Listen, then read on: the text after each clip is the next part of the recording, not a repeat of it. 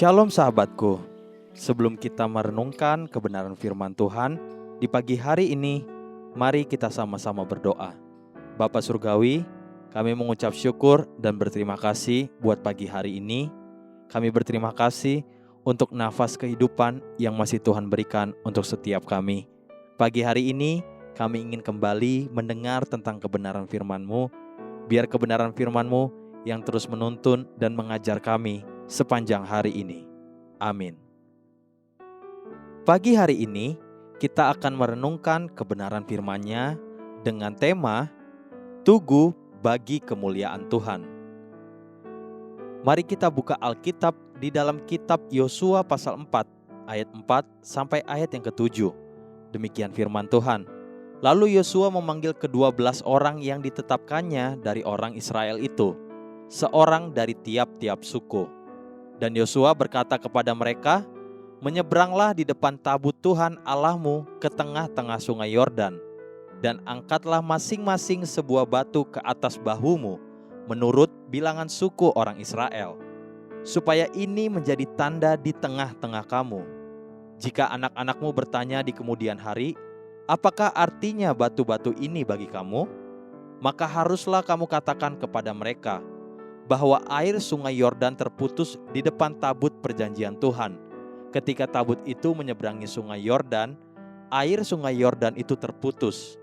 Sebab itu, batu-batu ini akan menjadi tanda peringatan bagi orang Israel untuk selama-lamanya."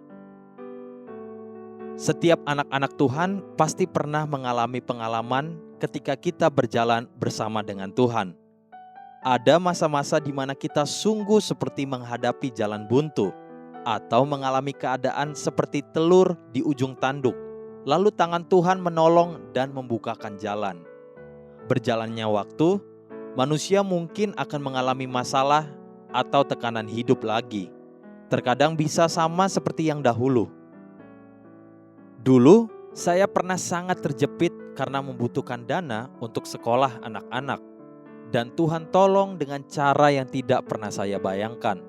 Sekarang, mungkin saja saya mengalami kebutuhan lain yang juga sangat menekan. Waktunya berbeda, kebutuhannya mungkin berbeda. Tapi Tuhan yang menolong tetap Tuhan yang sama.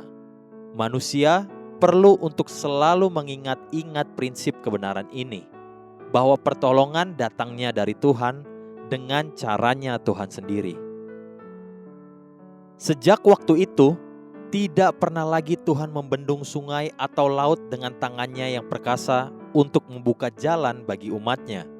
Namun, tidak berarti Tuhan sudah berubah dan sudah tidak lagi sanggup menolong umatnya. Bahkan cara yang Tuhan pakai untuk membelah laut Teberau pada zaman Musa dan membelah sungai Yordan pada zaman Yosua itu berbeda.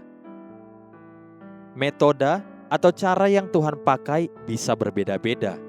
Sebab Tuhan adalah Tuhan, dan metode bukanlah Tuhan. Tuhan bisa pakai cara ini atau cara itu, namun manusia perlu belajar mengerti dan memahami bahwa cara Tuhan tidak pernah dapat menggantikan posisi Tuhan.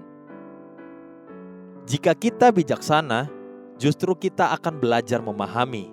Yosua memberi pesan kepada bangsa itu untuk mengambil contoh 12 batu yang mewakili 12 suku Israel. Dan batu-batu itu ditumpuk menjadi tugu peringatan akan Tuhan. Sebab itu, batu-batu ini akan menjadi tanda peringatan bagi orang Israel untuk selama-lamanya. Yang akan dan perlu diingat-ingat oleh orang Israel adalah bukti apa yang Tuhan sudah perbuat, bukan bagaimana dengan cara apa Tuhan berkarya hari itu. Sebab cara Tuhan bisa berubah, namun kasih setia Tuhan tidak akan pernah berubah. Haleluya. Sahabatku, mari kita sama-sama berdoa. Terima kasih Bapa Surgawi, aku mau belajar mempercayai-Mu, dan bukan sekedar mempercayai metode atau alat yang Engkau pakai, supaya tidak ada berhala di hadapan-Mu. Amin. Jesus loves you, and so do I.